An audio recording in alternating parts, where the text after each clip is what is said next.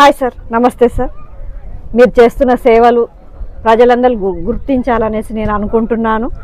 అసలు మేము ఏదో ఈ నాగార్జున సాగర్ అంటే ఏదో నాగార్జున సాగర్ అని అనుకుంటాం, కానీ ఈ నాగార్జున సాగర్ అని పేరు ఎలా వచ్చింది, అక్కడ ఉన్న బుద్ధ విగ్రహానికి ఈ నాగార్జున సాగర్కి ఏంటి, ఈ రెండింటికి ఉన్న ప్రత్యేకత ఏంటి మీరు చెప్పండి సార్. మీ యొక్క మాటలలో మేము మమ్మల్ని టూరిస్ట్గా గైడ్ చేస్తున్నారు సారు. చాలా అసలు అతి తక్కువ మనీతో చేస్తున్నారు. ఇలాంటి సేవామంతులు చాలామంది ఉండాలి. అలా అయితేనే మనకి ఇలాంటి ప్రదేశాలన్నీ తెలుస్తాయి. అంతరించిపోతున్నాయి, ఇలాంటివన్నీ మనం తెలుసుకోవాలి. ఫ్రెండ్స్, మీరు చూడండి, సార్ మాటలలో విందాం. అసలు ఈ నాగార్జున సాగర్ అని ఎందుకు పేరు వచ్చింది, ఆ బుద్ధుడికి నాగార్జున సాగర్కి ఉన్నది ఏంటి? గుడ్ క్వశ్చన్ అమ్మా. ఈ క్వశ్చన్ చాలా మంది అరుదుగా అడుగుతారు. చాలా మందికి తెలిసింది ఏమంటే నాగార్జున సాగర్ వెళ్ళొచ్చిరా అంటే ఓకే నాగార్జున సాగర్ వెళ్ళొచ్చినాము, డ్యామ్ చూసిరా అంటే డ్యామ్ చూసినాము అని అంటారు. సో సరదాగా నాగార్జున సాగర్కు వెళ్ళడం రావడం అనేది ఉంటుంది. మరి మేడము చాలా మంచి క్వశ్చన్ అడిగింది. నాగార్జున సాగర్కి ఈ పేరు ఎందుకు వచ్చింది అనేది మేడం ఒక క్వశ్చన్గా నేను అర్థం చేసుకుంటున్నాను. ఎవరి పేరు ఇది? నాగార్జున అంటే ఇది ఎవరి పేరు?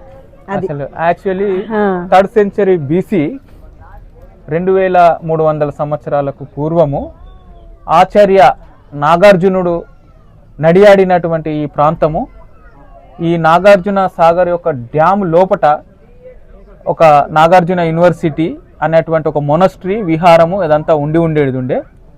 ఆ యొక్క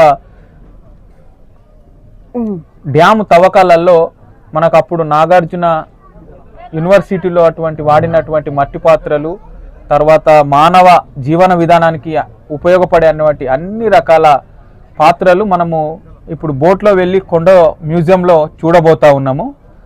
ఇది మహాయాన బుద్ధిజానికి ప్రసిద్ధి.